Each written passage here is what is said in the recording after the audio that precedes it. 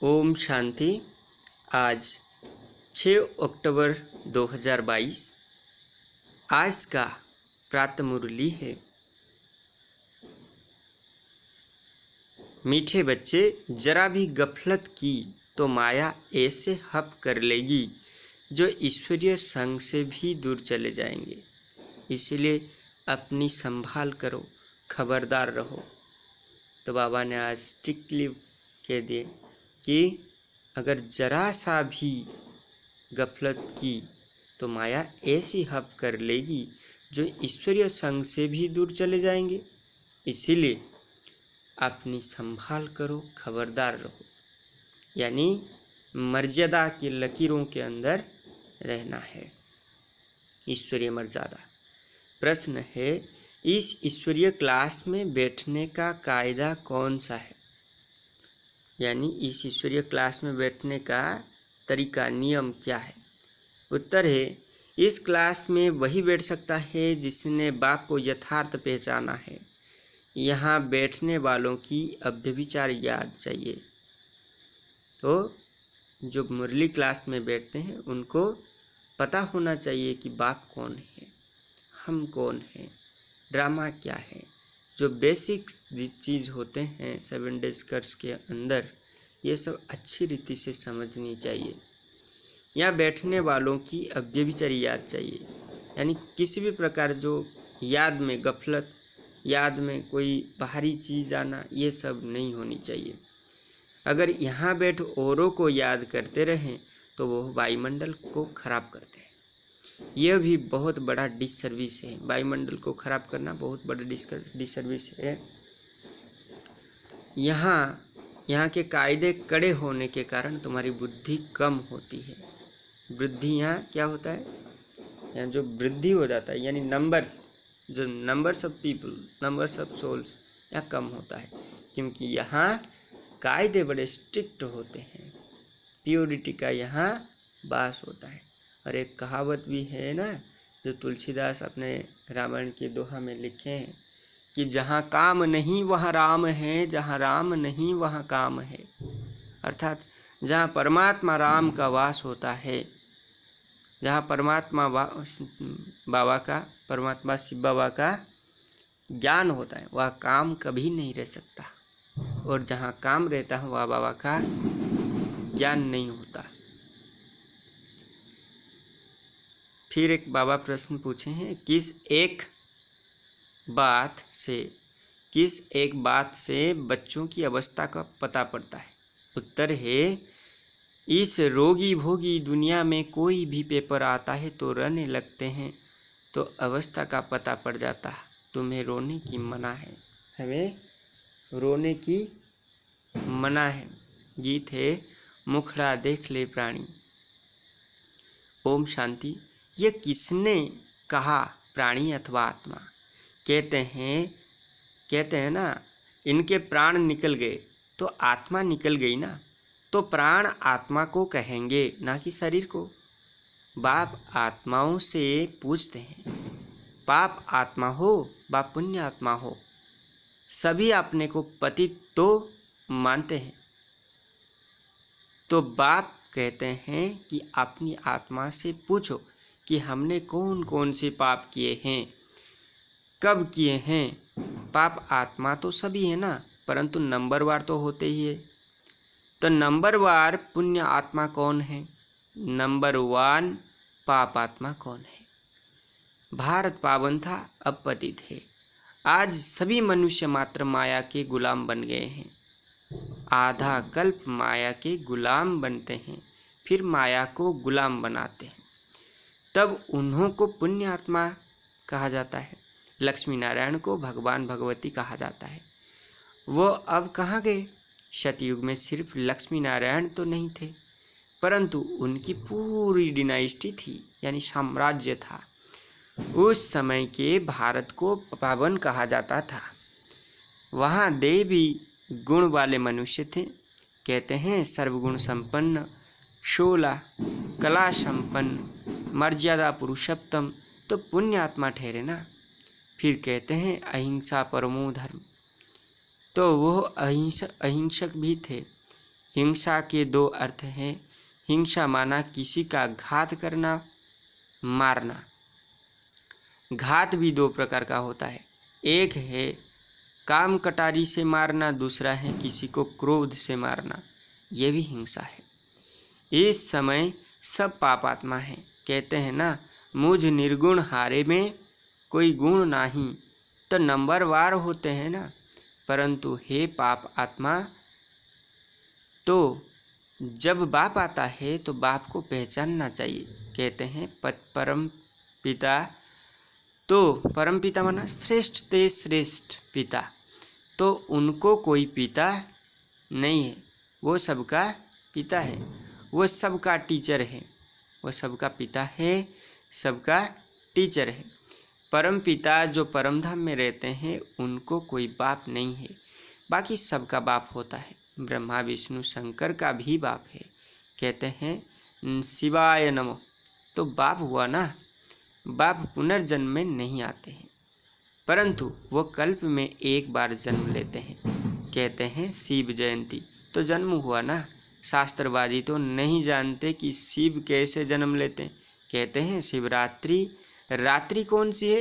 रात्रि में मनुष्य अंधकार व धक्का खाते हैं, फिर भक्ति मार्ग में भी कहते हैं गंगा स्नान करो, गंगा स्नान करो, 4 धाम की यात्रा करो, यह करो वो करो, तो धक्के हुए ना। यह हो गई रात। सतयुग त्रेता है दिन, सतयुग त्रेता युग है दिन, क्योंकि इसको स्वर्ग कहा जाता है, वैकुंठ कहा जाता है। सतयुग में है सुख, वहाँ परमात्मा को याद करने की दरकार ही नहीं। कहते हैं दुख में सिमरन सब करे, सुख में करे ना कोई, सुख में सिमरन करे तो दुख काय को होय। तो भक्त बाप का सिमरन करते हैं, साधना करते हैं, तो पतित ठहरे ना। तो पतित भारत को ही कहेंगे, क्योंकि भारत ही पावन था। जब देवी देवता धर्म था, पवित्र आत्माएं थे। सतयुग में और धर्म होते नहीं, बाकी और धर्म की जो पतित आत्माएं हैं वो सजाएं खाकर परम धाम में रहती हैं। सतयुग में आता नहीं, सतयुग में आते नहीं वो आत्माएं। सतयुग में सुख शांति संपत्ति सब थी, वहाँ है ही प्रारब्ध। यहाँ तुम बच्चों की अभी है एक मत, वहाँ एक घर में है अनेक मत। बाप गणेश को याद करेगा तो बच्चा हनुमान को, तो अनेक मत हुई ना। यहाँ बाप से बच्चों को वर्षा मिलता है, ऐसे तो किसी को भी बाबा कह देते हैं। गांधी भी बापू था ना, परंतु सबका बाप नहीं था। यह है बेहद का बाप। बाप आकर जंजीरों से छुड़ाते हैं। किसकी जंजीरों से? किसकी जंजीरों से? माया की जंजीरों से, रावण की जंजीरों से। भक्ति की भी जंजीर है। यह समझते थोड़े हैं कि हम पतित हैं। पतितों को पावन बनाने वाला एक बाप है, और पावन को पतित बनाने वाला कौन है? रावण है, जिसको जलाया जाता है। पतितों को पावन बनाने वाला एक बाप है, तो उसको पाप कटेश्वर कहते हैं ना।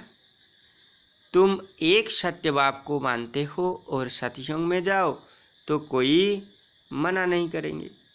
यहाँ तो बिल्कुल मना की जाती है। जब तक बाप को नहीं जाना है तब तक क्लास में नहीं बैठ सकते, क्योंकि जब तक याद नहीं तब तक लायक नहीं। माया नालायक बना देती है। कहते हैं मुझ निर्गुण हारे में कोई गुण नहीं।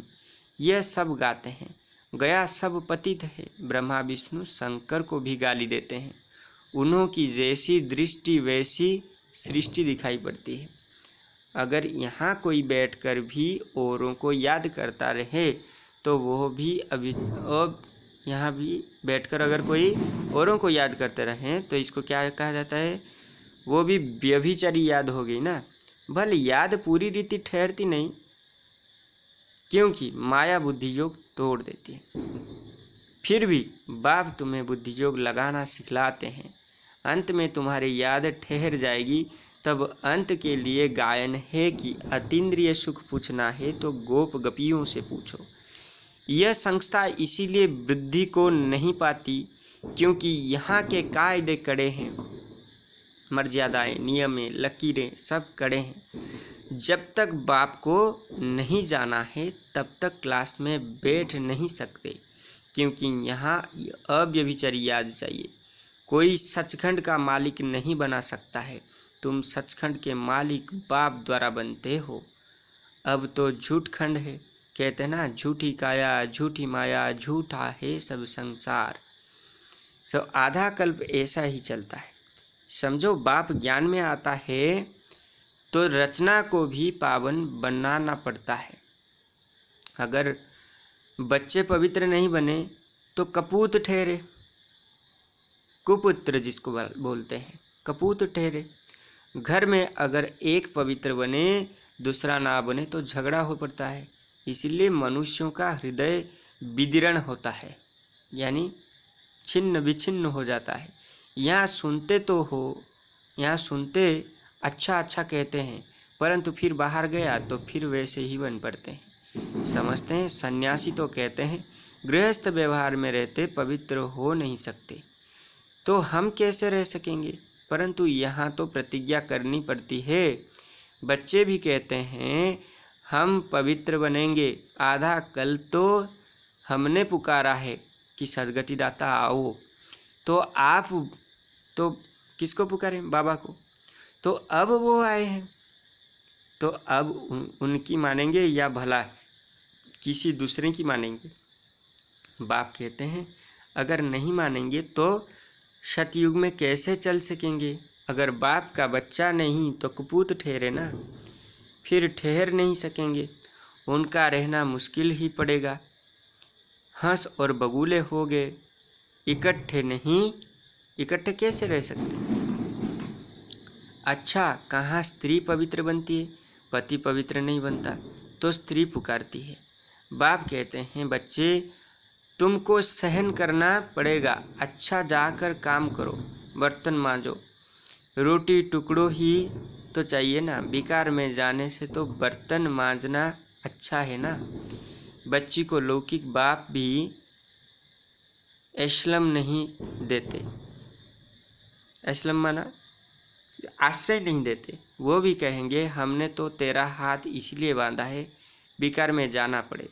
कहते हैं ना, समझा देते हैं कि बच्चे ये संसार का नियम है, अगर इससे छूट जाएगा तो कैसा चलेगा, सृष्टि कैसे बचेगी।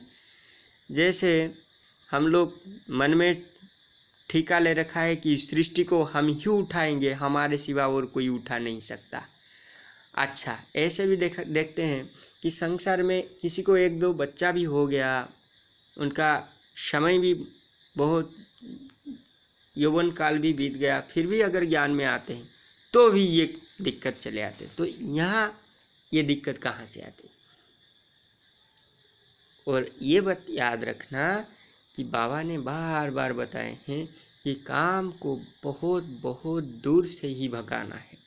ये सोच में जैसे आ ना पाए, वचन में आने की तो दूर की बात है, कर्म में आने की तो दूर की बात है, क्योंकि ये सबसे बड़ा जहरीला जल्लाद है ये। तो घर में बाप माँ भी आश्रय नहीं देते, कहते हैं हमने तेरा हाथ इसलिए बांधा बेकार में जाना पड़े। परंतु पारलौकिक बाप कहते हैं दे दान तो छूटे ग्रहण। अगर विकार, काम विकार को छोड़ दोगे तो ग्रहण छूट जाएगा, तुम्हारे ऊपर से विकार छूट जाएगा, तो तुम्हारा क्या होगा? उद्धार हो जाएगा। 5 विकारों का दान दो तो ग्रहण उतरे, चंद्रमा मुआफिक 16 कला संपूर्ण बन जाएंगे। श्री कृष्ण 16 कला संपूर्ण है ना, अभी 9 कला यानी शून्य 0 कला हो गया हमारा। अभी तो सब पतित हैं, कहते हैं ना हम पतित हैं, फिर कहो कि तुम नरकवासी हो तो बिगड़ते हैं। अगर पतित कह दे, खुद को पतित कहते हैं, अगर उनको नरकवासी कह देते हो तो बिगड़ जाएंगे। इस समय यथा राजा तथा प्रजा सब पतित हैं। सतयुग है श्रेष्ठाचारी, सतयुग में कोई रोता नहीं, तो तुमको यहाँ भी रोने का हुक्म नहीं। क्योंकि देवता बन रहे हो।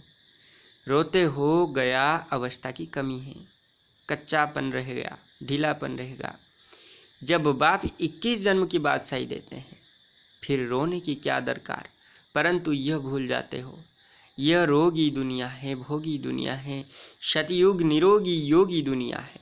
यहाँ तो बाप को याद करना है, याद नहीं करते तो डिसर्विस करते हो, क्योंकि वायुमंडल खराब करेंगे।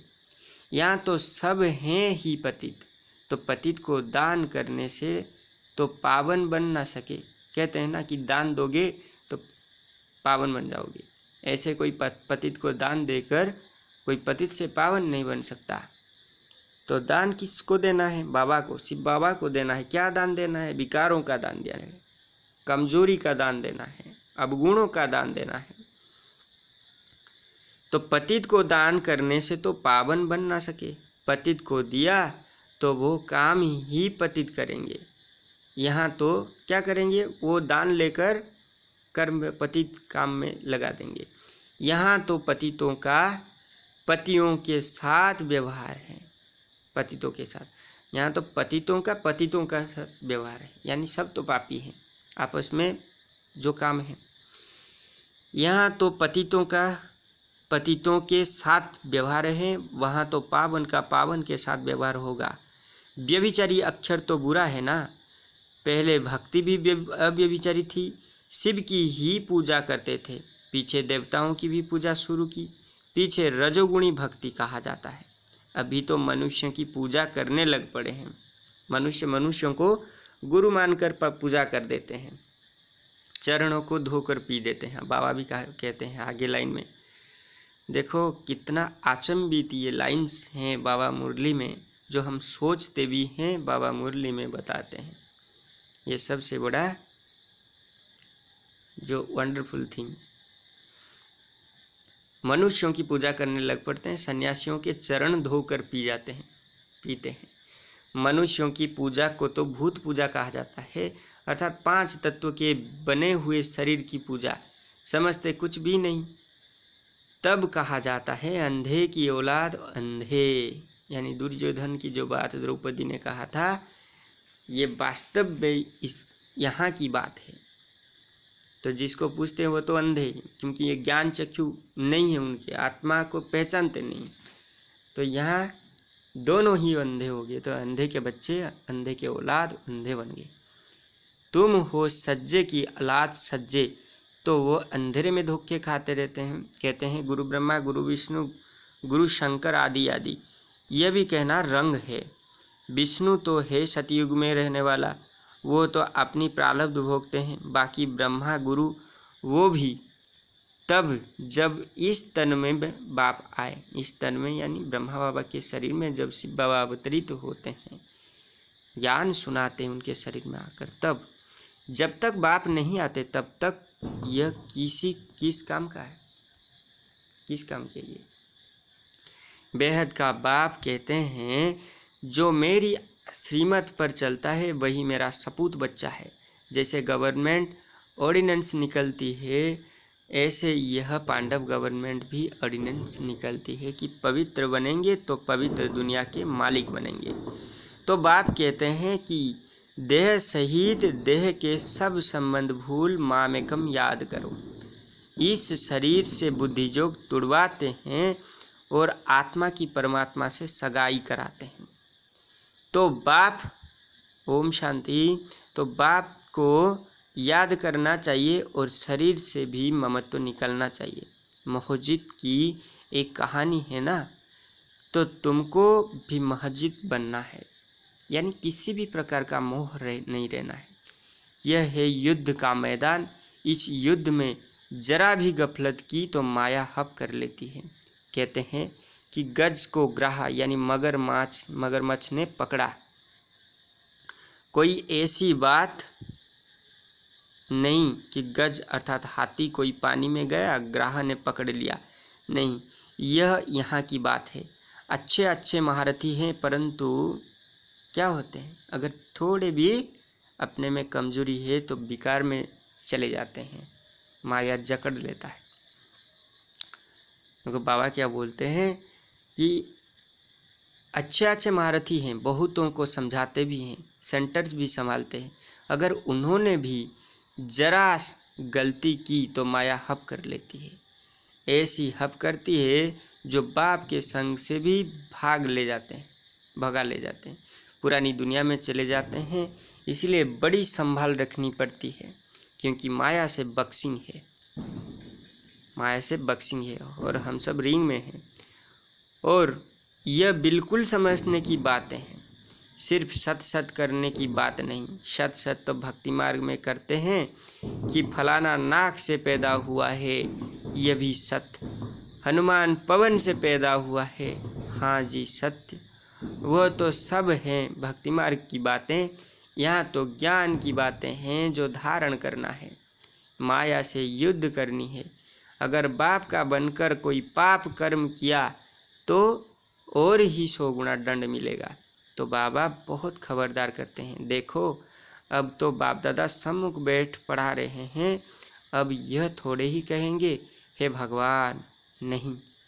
शिव बाबा का बच्चा एक ब्रह्मा है, फिर ब्रह्मा सो विष्णु बनते हैं। अच्छा, मीठे मीठे सिकिलद्दे बच्चों प्रति माता पिता बाप दादा का याद प्यार और गुड मॉर्निंग। रूहानी बाप की रूहानी बच्चों को नमस्ते।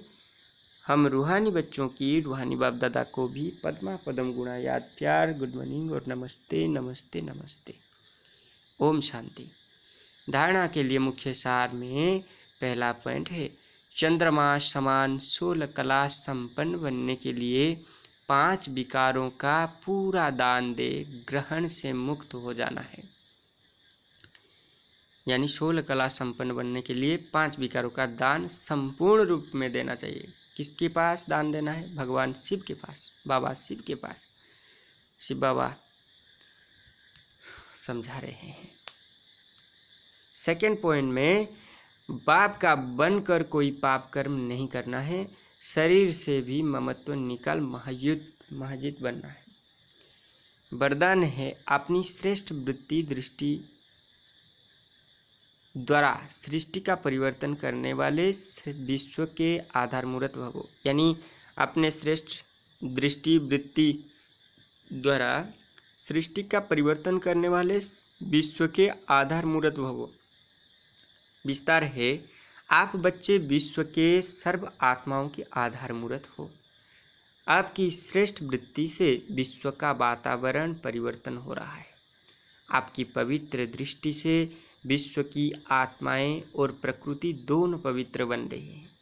आपकी दृष्टि से सृष्टि बदल रही है। आपके श्रेष्ठ कर्मों से श्रेष्ठाचारी दुनिया बन रही है। ऐसी जिम्मेवारी का ताज पहनने वाले आप बच्चे ही भविष्य के ताजधारी बनते हो। स्लोगान है, न्यारे और अधिकारी बनकर कर्म करो तो कोई भी बंधन अपने बंधन में बांध नहीं सकता। ओम शांति।